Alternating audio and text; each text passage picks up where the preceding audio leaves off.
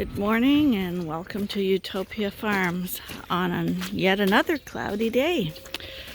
But the snow is pretty well all gone, so that's one good thing, but we still can't get in those double digits.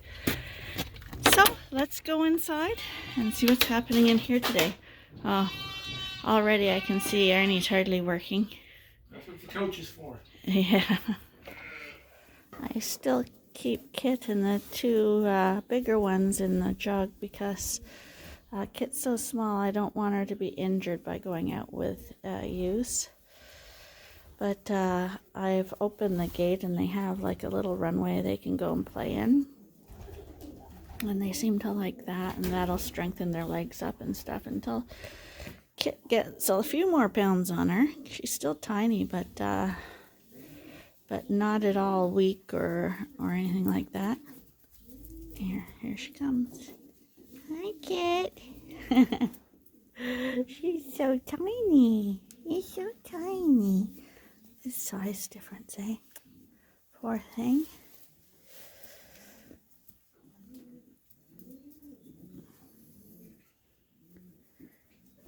But they're all in good health. There's actually absolutely nothing wrong with these guys, and there's nothing wrong with Kit either. We assume she was born prematurely because of that size, but I'm not sure. But she drinks well, and I'm sure I can't tell, but I'm sure she's grown because the other two sure have. But they all stay together, so they act like a little family, and that's nice.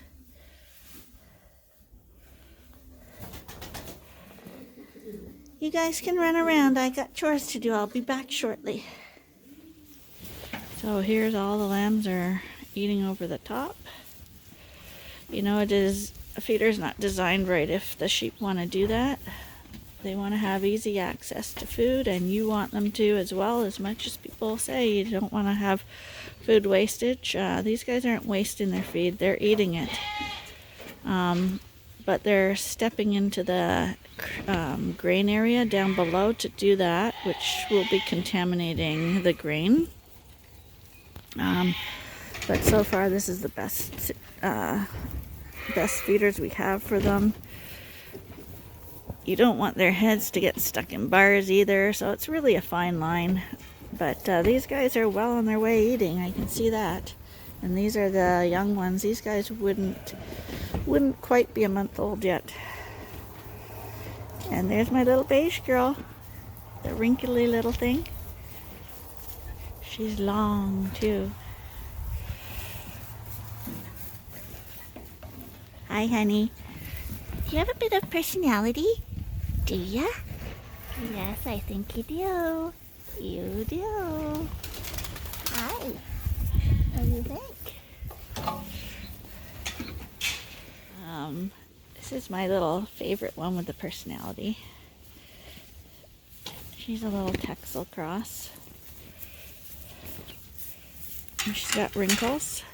Some people think those wrinkles are a bad thing, that they'll turn into wrinkly adults, but what we've found is that those wrinkly lambs... Whoa! She just got stuck. Maybe she's trying to get it. She has a mouthful. See that? There's a smart mom.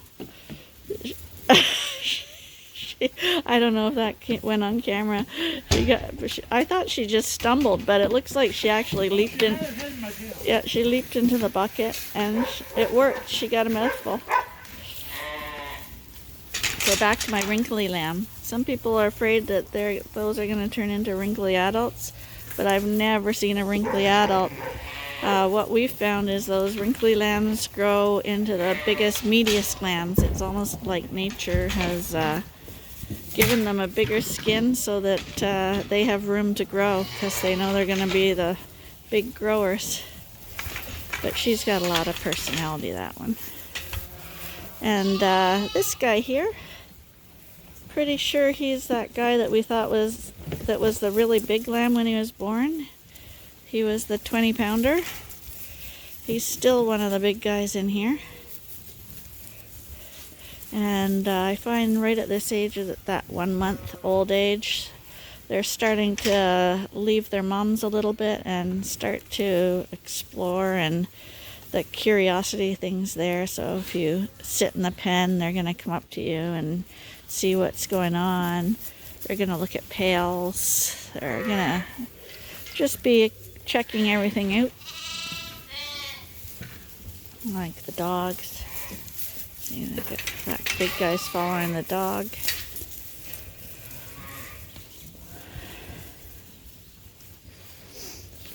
And at this age, they're starting to eat quite a bit too.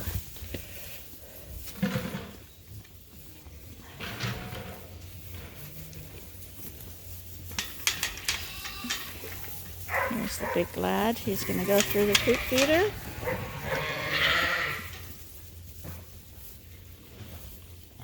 Sometimes those big ones, as they grow, especially Suffolks, can get a little stringy and narrow. But I'm looking at him, and if you recall all the things I've said about conformation, you can see that from his shoulders to his hips, he's even all the way through.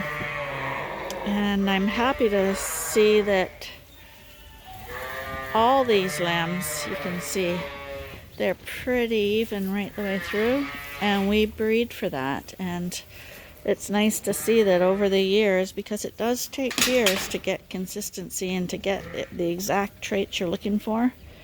But in this group, I'm not seeing too many that are missing their conformation. You'll have size differences and stuff, but they're all built really nicely. Nice even front to back. Because even this guy, I can see this guy mustn't be getting enough from his mom. Because he's, you can see how he's sunken in by the hips. So he's hungrier. And the one beside him. And who knows, maybe they're brothers. But even with them being in poor condition, I can still see that their shoulders and their hips are of equal width. So once they start eating and eating their own food, they will catch up and still be good sheep. Too bad you missed that one. That little lamb just left the trough over there, saw Katie, and sproinged all the way over to her. Are you having a good day? You having a really good day? It looks like, yeah, it looks like you are having a really good day. Yes, you look very joyful today.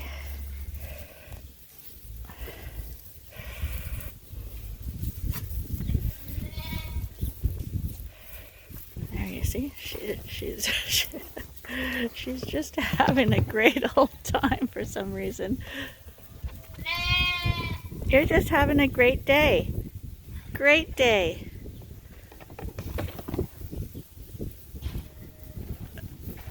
Yep. She woke up on the happy side of the bed.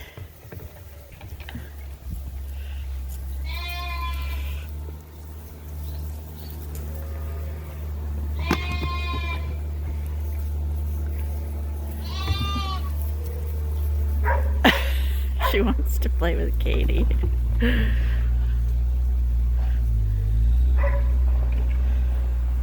And she would be a little Texel Cross ewe lamb too.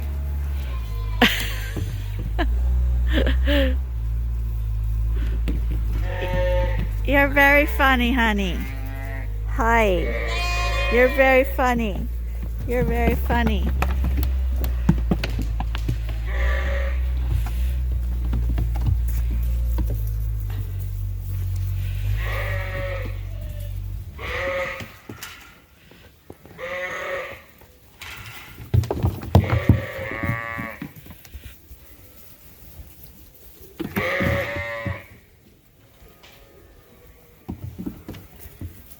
Are you having a really good day? Are you getting out of breath yet?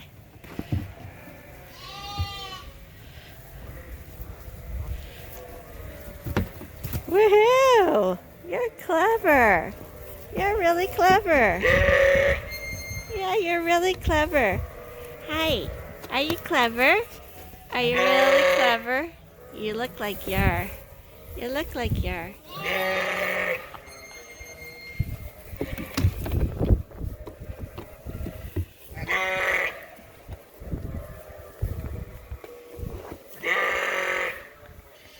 So the lambs on this side, this is group 3 and 4. They're just over a month old now. The youngest one hit that 1 month old age. So we have 8 bottle babies in this pen, and holy, that guy doesn't look like he even needs to be nursing off mom. But today I'm going to reduce the bottles to twice a day instead of 3 times a day. Wow, that's a big lamb for, yeah, just over a month old.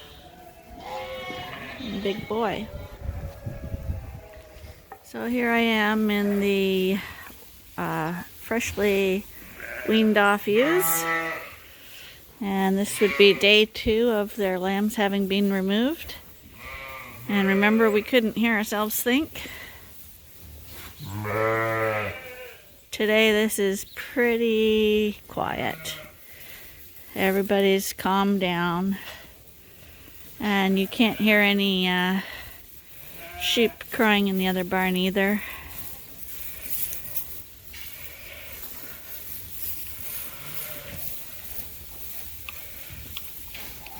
There's my Shetland. Shetlands are smart sheep.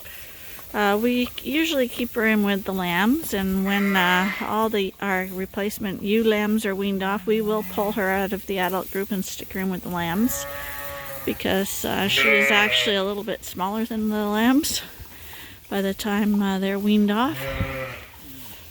But she knows not to get in the way of the Suffolk. She stands off to the side and she'll wait for her moment and her space. Shetland, an adult Shetland would weigh a maximum of 80 pounds, and she's probably more like 60 pounds, fully grown. But the Suffolks aren't mean to her or anything, and she will be the one that leads them everywhere, and they are quite happy to follow her around. Hi guys! So now that these guys have been weaned off their lambs, what we will be watching, we do have some replacement ewe lambs in here too from last year in the fall.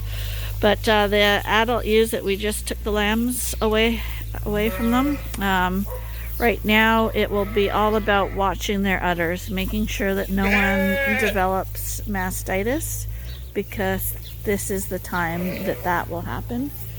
So we have to be vigilant with the udders here. But like I mentioned before, we have much better luck with Suffolks drying off than we do with Dorsets. I'm thinking that it's because the Suffolk lambs drink so much, like they eat so much, that by the time we wean them off, the mums are pretty well sucked dry anyway. They look like they're in good condition because they got their wool, but when we take this wool off, they're not going to be nearly as round as they used to be. The lambs take a lot out of the ewes, so you have to let them dry up their milk and their udders, and then gradually start increasing their feed again to get them back into condition and back ready for breeding by the fall. Here comes their food. These guys are getting first cut dry hay right now. That helps them dry up because it doesn't have quite the high nutritional value that second and third cut would have, or wrapped hay. The rams will be eating it too, but they're well established. They'll be fine. The rams are on the other side there. as I make our videos here on our farm each day, I can't help but think of some of the other YouTubers, in particularly Cammy from the sheep game. I'm so envious of that guy.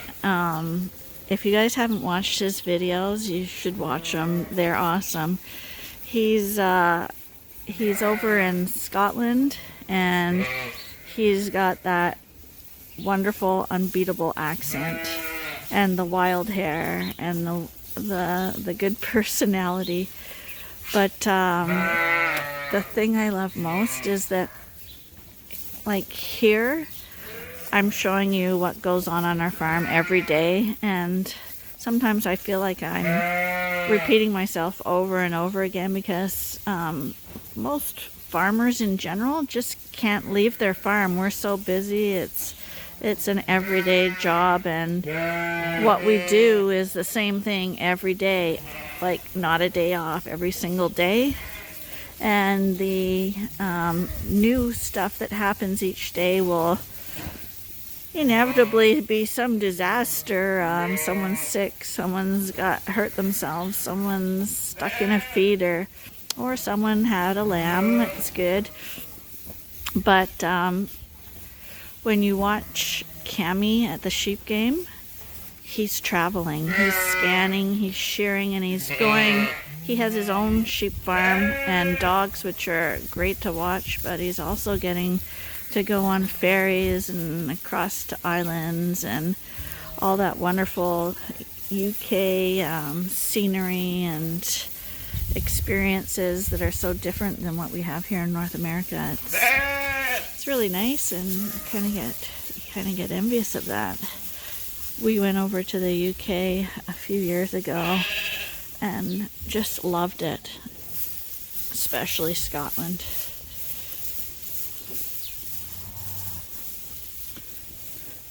We'll see what the sheep think about the first cut hay. I'm thinking that they'll be just fine with it. And Arnie likes it because it's way, way easier to roll out. But these bales have acted up. Oh, really? See a little bit of Dust, yeah, I did see the dust. You get 600-700 pounds of hay in a bale. Yeah. It can't breathe. Yeah, that's the problem with dry hay. Well, hay in general is very easy to act up and mold. So it's getting that perfectly dry hay so that it, when it's packed in tight like these bales are, that it doesn't heat up and start to mold. Now, this bale's not really moldy. It's not really moldy, but it's dusty. But I wouldn't. It's not going to gain a lot of too coarse. Well, it is about drying them off, and maybe in a couple of weeks we'll start them on some nicer hay. Well, they're going to go to the field, probably. Yep, yeah, hopefully. Oh, somebody got murdered in the back of the barn last night. Oh, another feather cluster. Oh, well, you know there's no birds in here, eh? Yeah. Because someone was in here last night. Yeah, that's a sure sign that there's been a hawk or an owl around when the pigeons aren't in here. As you know, we all have pigeon problems here. There's a nice little ewe lamb. And there's the rope that other pigeon got stuck on. What's left of it. Thank you! Oh. And did I mention I'm allergic to hay dust? So as we keep an eye on these newly weaned mothers, of course, it's hard to really see their udders that well. So one of the key things we'll be looking for is someone not coming up to eat. Because when they're sore and not feeling well, which mastitis makes them, they will hang back and not be at the feeder. But it's early days right now, and everybody looks good. Everybody's at the trough except for the Shetland. She's got a pile of hay over there by herself because she doesn't want to get squashed by any of these big guys. So this barn's good to go.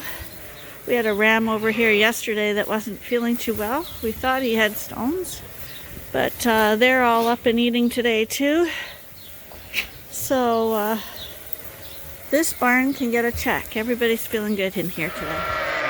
Okay, now we're on to the last barn of the day.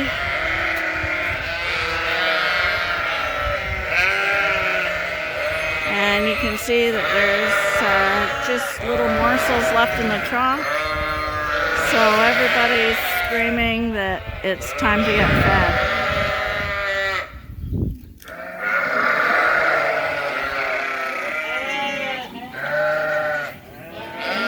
And in this pen we have the ewe that was weaned off and wasn't feeling too well. So we just kept her here for privacy. She's got a little bit of a cough, so we're treating her as if maybe she has pneumonia or something. But we're not sure. But the good thing is she's laying there chewing her cud. And that's always a good sign.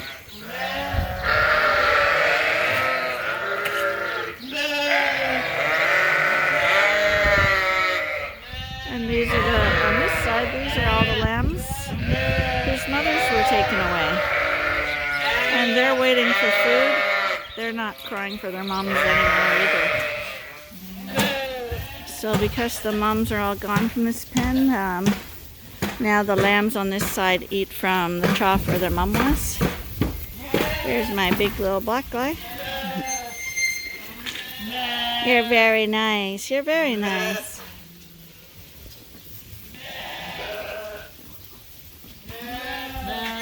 Hi, how you doing? How you doing?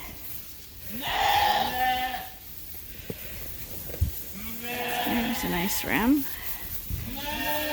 Who are you, buddy?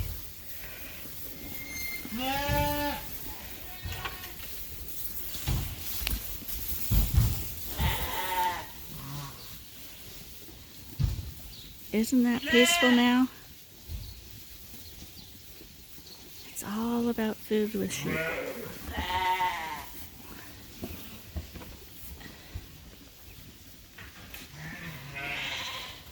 Still thinking he's rather handsome.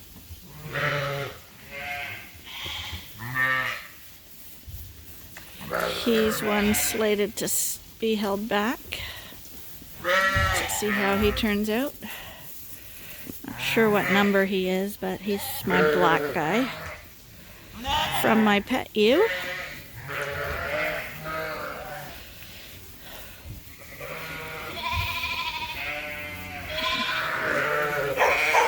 So instead of putting the creep feed in those creep feeders like we used to do when the mums were in here, now they're being fed all along the line here. And this is a much easier way for us to evaluate what's going on with the lambs. Because we can see them side by side, and we can see if anyone is not at the feeder. Whereas when they were wandering around here, you could see that they were in good condition and stuff, but they were walking around and crowded together, so you couldn't really monitor who was doing what. Very easy to have control when it's like this.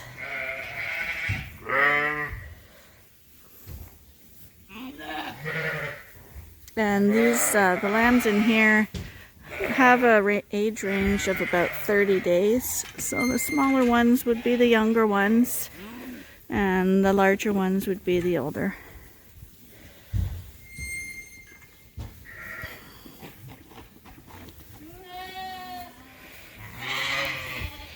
This is when you can see the width of their hips. You can see their testicles. You can see how they're standing. You want them to be standing like this ewe here, with her leg, with that the wide width in between here, and her legs coming straight down. You don't want her legs knocking in. Let me find someone with knocky legs, because there's always somebody. But again, we're breeding that out, so there shouldn't be a lot.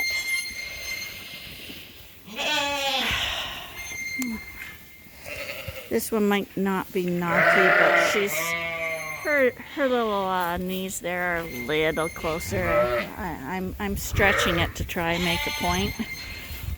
Most of these, Their legs are coming straight down.